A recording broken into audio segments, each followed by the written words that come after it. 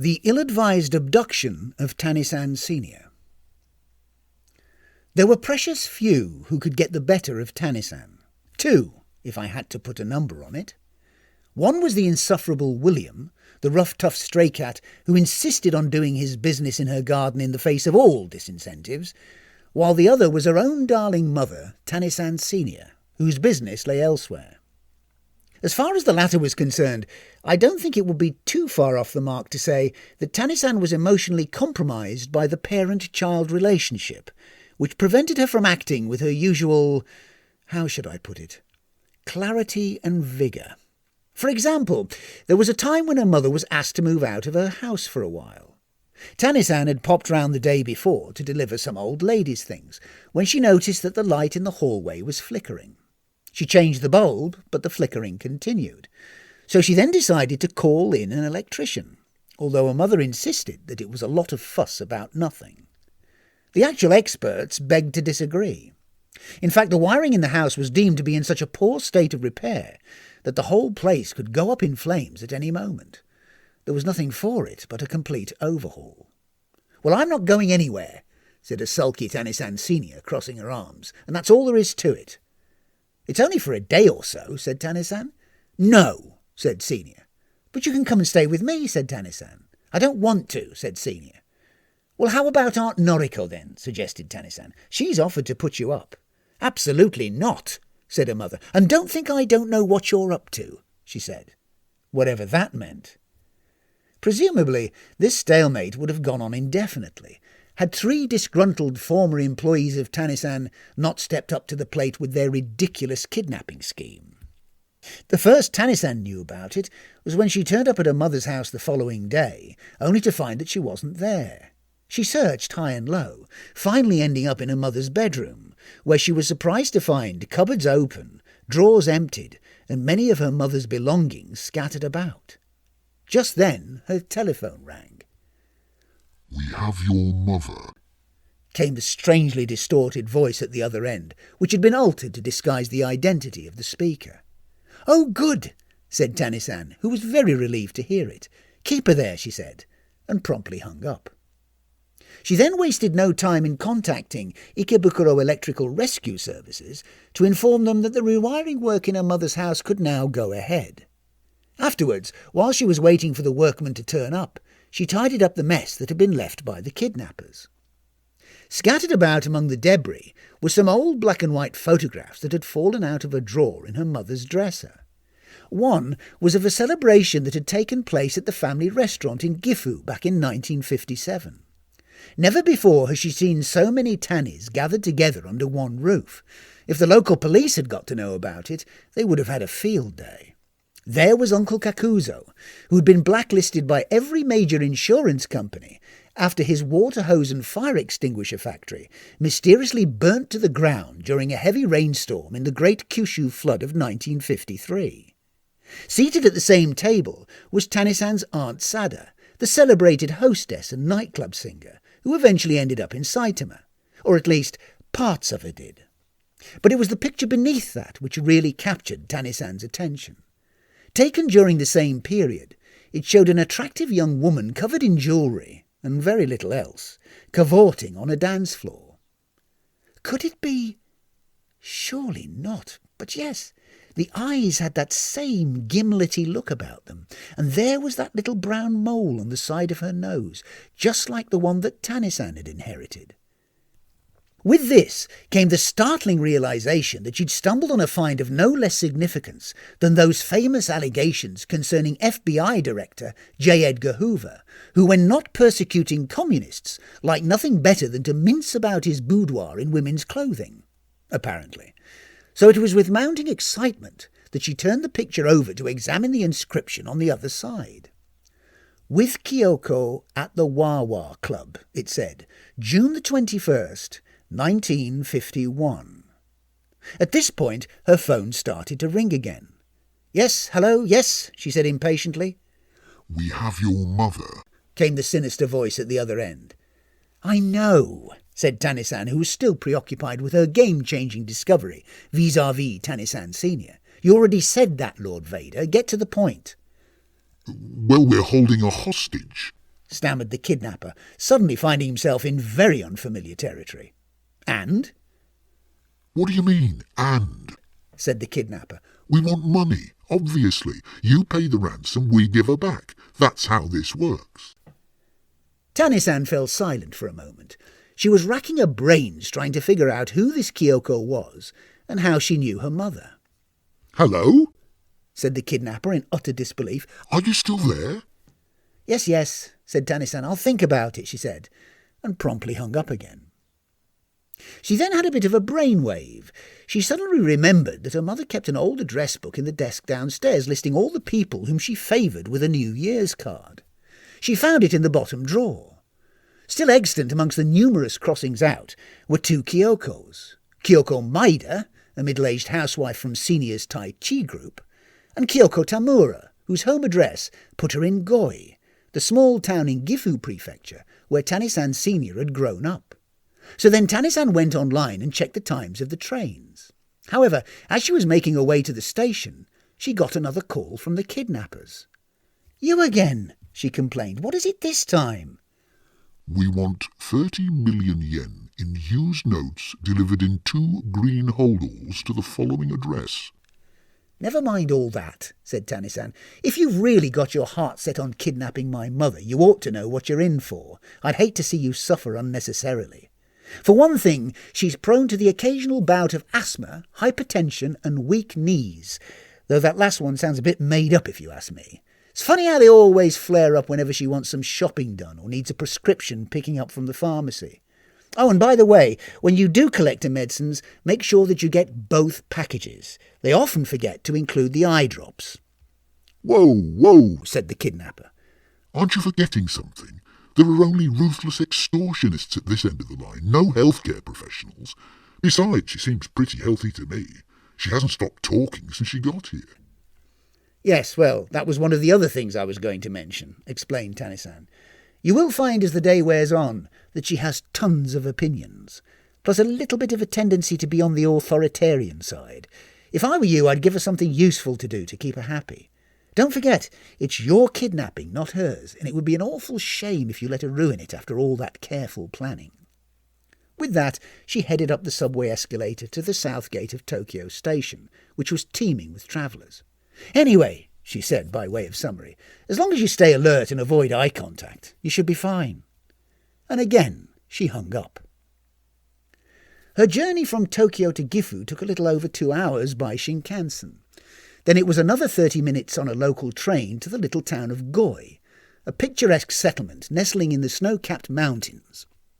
She'd phoned ahead to alert Mrs. Tamura to the fact that she would like to come and speak to her about her mother, and the old lady had cheerfully agreed. So they decided to meet up at the widow's home, which was a tiny apartment above a laundromat on the main street. Well, the only street, to be honest with you. Well, I must say, it's very nice to meet the daughter of Tani-san, who by an odd quirk of fate is also called Tani-san, in spite of being married to a man not called Tani-san, who may or may not exist, said the small and wrinkly Mrs. Tamura, summarising the situation, as far as she understood it, while pouring out the tea in her tiny back room. And of course, we mustn't forget that prior to all that, there was also Tani-san. "Beg pardon?" said Tani-san, who was understandably confused. "Your grandmother?" said Mrs. Tamura. "Oh, yes," said Tani-san. "Oba-chan, you mean?" "Quite," said Mrs. Tamura. "Tell me," she said, "did you know her at all?" "Oh, yes, very well," said Tani-san. "We often used to visit when I was young. She was the one who taught me how to throw stones. We were the scourge of officialdom." "That's nice," smiled Mrs. T, offering her guest a local sweetmeat. "But of course, your mother and grandmother were always at loggerheads before you were born." "Really?" said Tani-san, who then took a homemade cookie. "And why was that, may I ask?" "Well, between you and me," said Mrs. Tamura, "your mother was a bit of a good-time girl back in the day. Drinking, dancing, smoking, belching, you name it. However, it was the boyfriends who were the main bone of contention, with a particular emphasis on the quantity over the quality, if you take my meaning. Well, of course, it's not for me to stand in judgment, but I don't think I would be exaggerating when I say that you could have easily staffed a small to medium-sized insurance company with them. But the less said about that, the better." Tani-san sat up straight and paid very close attention.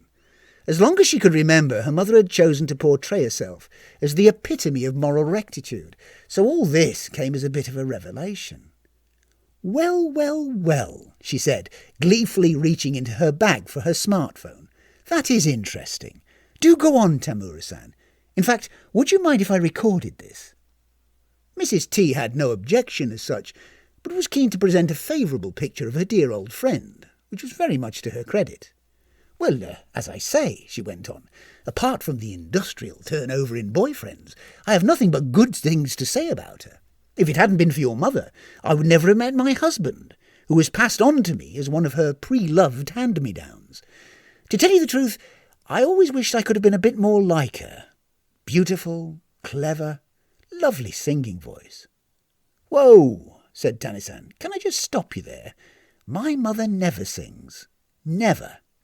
"Not these days, perhaps," said the old lady, rising slowly from her chair. "But there was a time when she was known as the Gifu Bush warbler."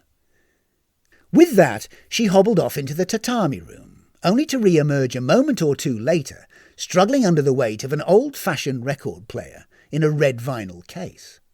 Tani-san helped her set it down on the table next to the teapot and plugged it in. In the meantime, Mrs. T went over to the shelf and leafed through some old 78s.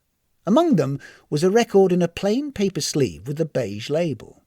Written on it were the following words: "The Mermaid and the Sailor, performed by the Bush Warbler." Mrs. Tamura placed the record on the turntable and lowered the needle onto it with a shaky hand. The song began pleasantly enough. There was a short and rather tinny piano introduction, then the voice came in, a pleasing if untrained soprano that nevertheless did justice to what was, in the end, a nice enough tune.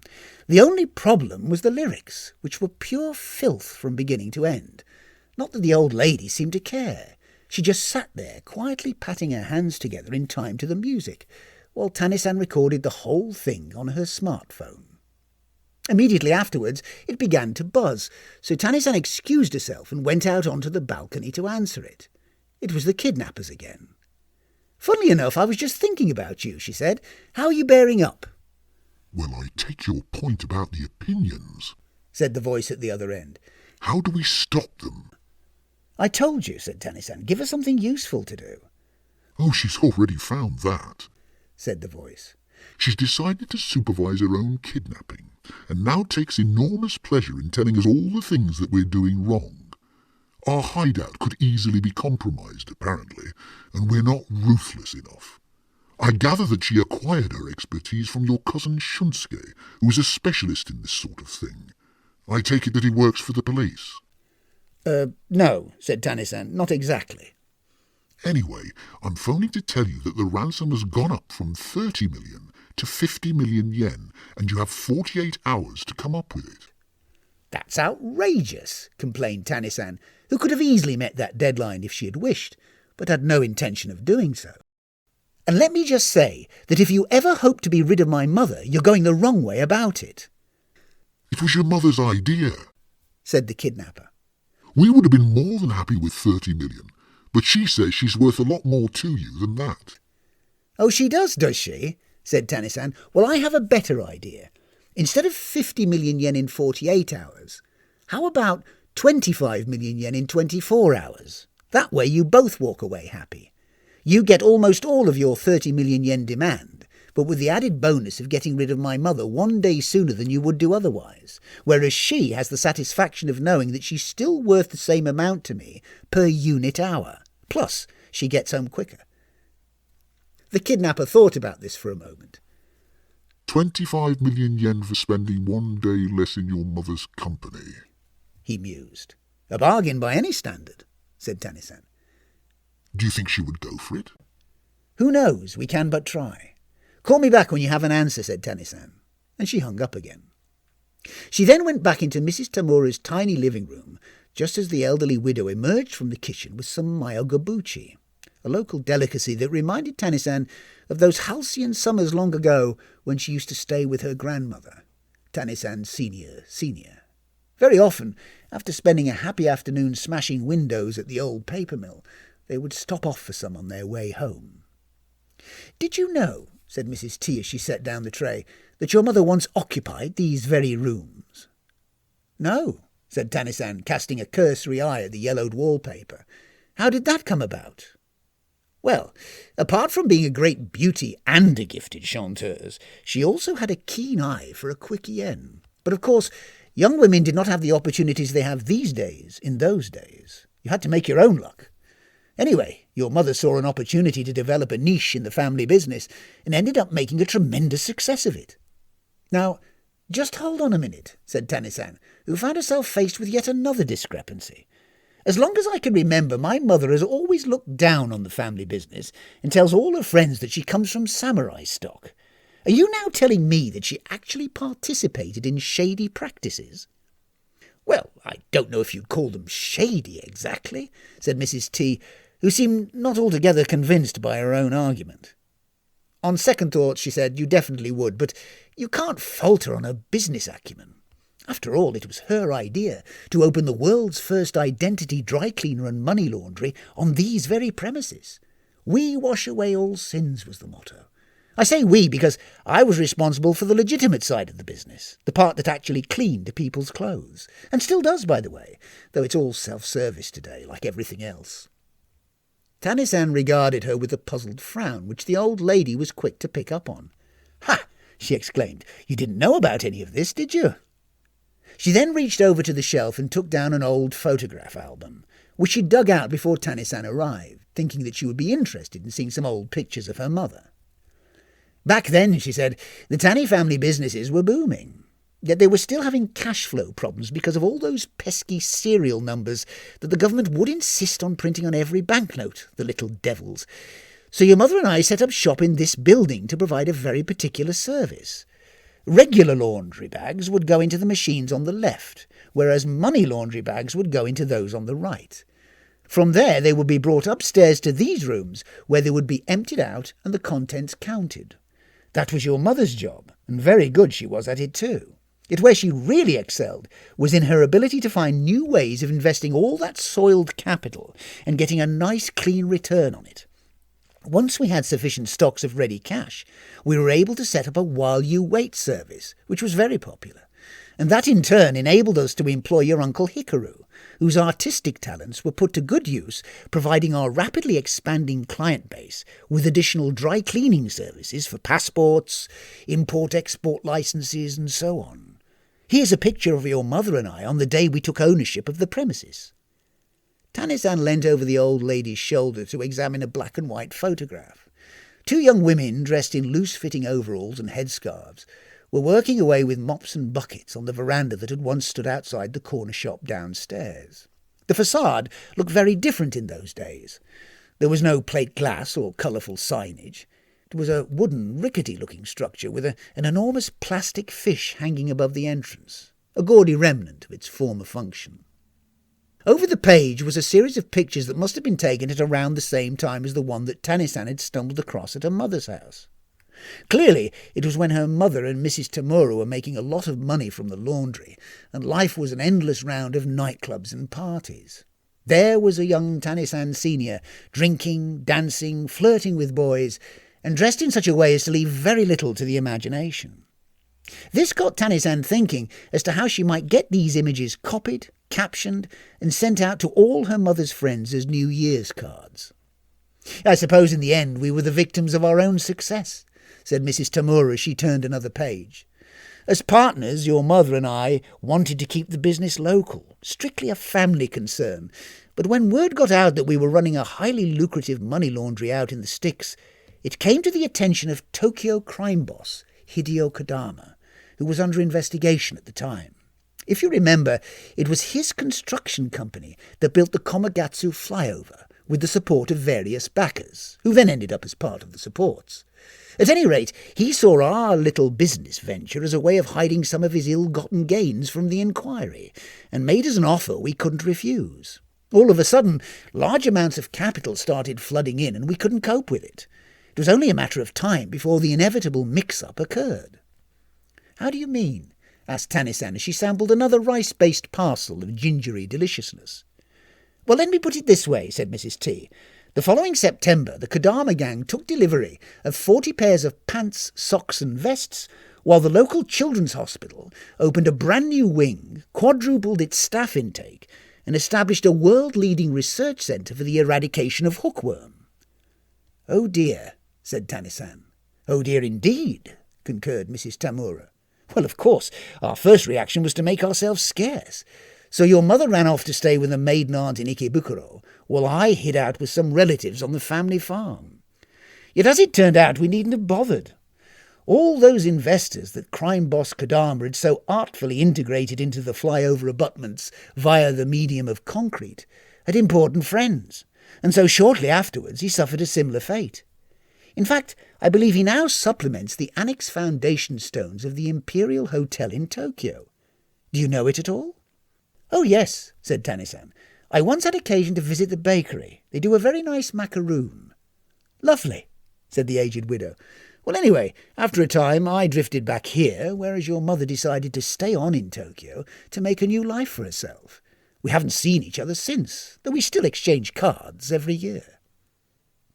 With this, the conversation seemed to draw to a natural conclusion, so Tani-san finished her tea, put away her smartphone, and began gathering together her few things. She was grateful to Mrs. Tamura for all the compromising background information she'd managed to glean on her mother, though she didn't actually couch it in those terms, and promised to visit her again soon, perhaps bringing Senior with her. In the meantime, she wondered whether she could borrow the photograph album on the entirely false pretext of showing the pictures to her mother, though in fact her intentions were quite different, as I've already explained. Mrs. Tamura kindly acceded to the request, and so once they'd said their goodbyes, Tani-san headed back to the railway station to pick up the local train. On the way there, she got another call from the kidnappers. "Good news," said their leader.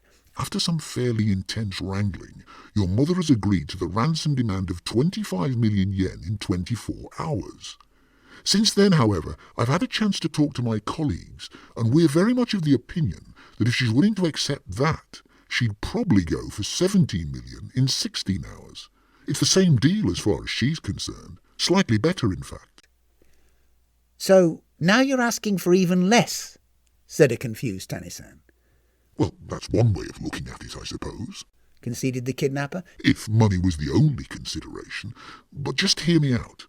It's now 5 o'clock, and while ideally we'd like to have her off her hands by, well, yesterday if it was up to me, we realise that it's too late to get the ransom together today before the banks close. That said, if we can knock her out with a couple of sleeping pills, we should be able to get through the next 16 hours without too much trouble.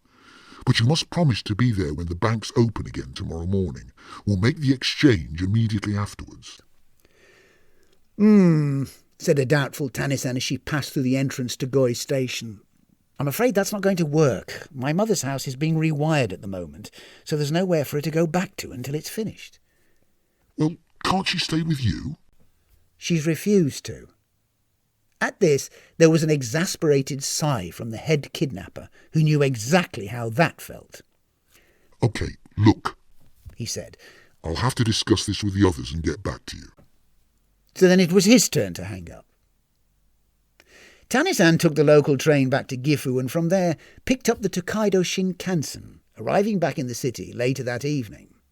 Throughout the journey, the kidnappers tried to call her again and again, but she turned her phone off in accordance with Japanese etiquette as regards the public transport system.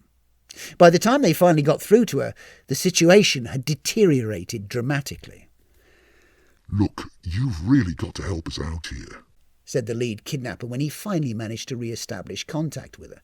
"She caught us trying to slip sleeping tablets into her pickles, so the deal's off and the ransom's back up to 50 million.